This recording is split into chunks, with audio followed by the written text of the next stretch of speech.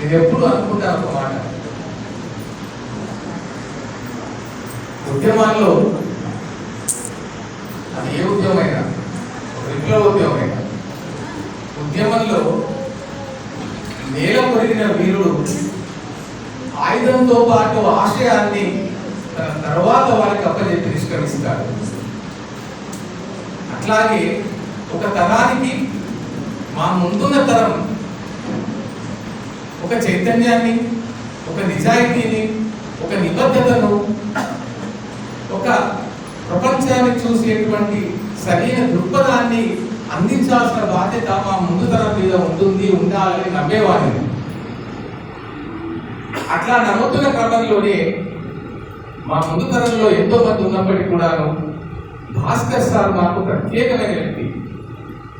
ఎందుకు అంటే, మేమైనా ఏదైనా తప్పు దారిలో నడిచినప్పుడో లేదా నడవాలని తలపు వచ్చినప్పుడో ముందుగా మాకు ఇది అక్షయోక్తి కాదు, నా వరకైతే నేను చెప్పుకుంటున్నది, నన్ను గమనించే వాళ్ళు ఒకరు ఉన్నారు కదా అని నేను సమాధానం చెప్పుకునే వ్యక్తి ఒకరు ఉంటారు కదా అనే వ్యక్తి, ఆ గౌరవమైన వ్యక్తి ఒకరు మనకు ఉండాలి. ఆ ఉన్నవాళ్ళు మా భాస్కర్ సార్.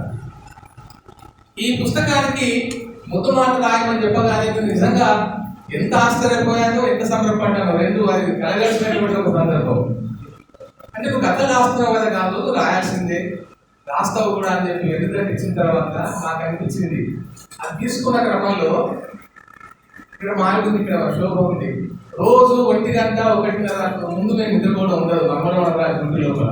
ఆ సార్ కూడా అంతా అనుభవిస్తున్న ఏం చేయాలి అప్పుడు? పొద్దుంతా పడుకొని వస్తాం, రాత్రి తర్వాత ఈ ముచ్చట చెప్పాల్సిన కారణం కూడా ఉంది. 1 గంట 1:30 తర్వాత కూర్చొని ఆ కథలన్నీ 2-3 సార్లు వాళ్ళ ముందే బెంగాలీ కథలకు అనువాదం, బెంగాల్ సాహిత్యంతో మరి నిజానికి నేను ఇప్పుడు చేస్తున్న వాటి కథల్లోకి అట్లా ఒక 3 సార్లు కథలన్నీ ముందు చదివి, ఆ తర్వాత బెంగాలీ సాహిత్య నేపథ్యాన్ని చదవడము, ఆ తర్వాత అనువాద సాహిత్య నేపథ్యాన్ని సమీకరించుకోవడము, ఇవన్నీ చేస్తూ ఒక 4 రాత్రులు మళ్ళీ కూర్చుంది దీనికి రాయాల్సి వచ్చింది.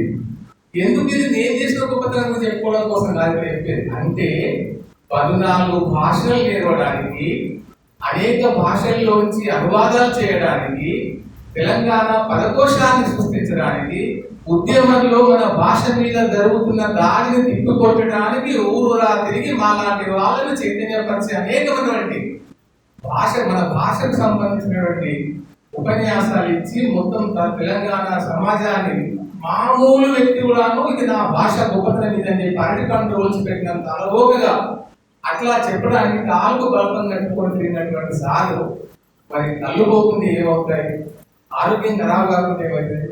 ఆ సార్ దర్శనం ఉన్నారు ఇవాళ మా దగ్గరకు రాయగానే మా దగ్గర రావద్దని, ప్రేమగా స్నేహితులుగా వెళ్ళొచ్చు కానీ అనారోగ్యంతో రావద్దని కోరుకుని అందరూ కోరుకుంటారు సార్ గురించి. నేను 4 ఒక్క చిన్న టాస్క్ పెట్టుకుంటే ఇంత కష్టమైందంటే, అంటే జీవితాన్ని మొత్తాన్ని కూడా సాహిత్యానికి అంకితం చేసింది తప్ప దానికి మినహా ఇంకా ఏది కూడా 2వ జీవితం లేదని నా గమనింపు.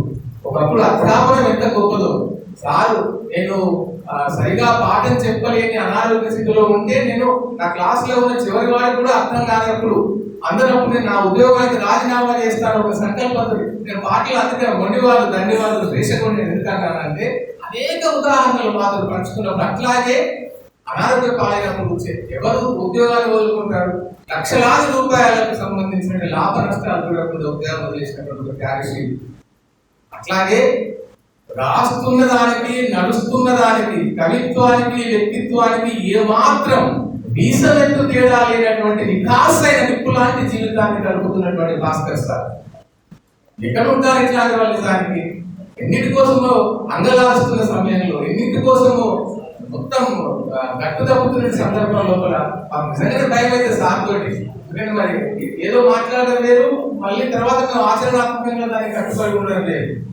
కాబట్టి ఇవాళ ఈ 7 పుస్తకాలు ఇవ్వడం అనేది మాకు ఎంత సంబరంగా ఉందంటే, ఇక మళ్ళీ దేవన్నకు నేను సమయం పని కల్పించకుండా ఒకే మాట ముగిస్తాను.